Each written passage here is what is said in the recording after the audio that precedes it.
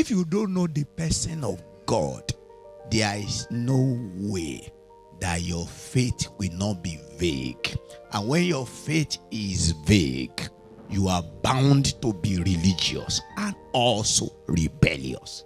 Now, let me ask you these questions. Among these two prodigal sons, although you know one prodigal son, but I know in my Bible there are two prodigal sons. In Luke 15, the elder brother and the younger brother, both of them are prodigals. Do you agree with that?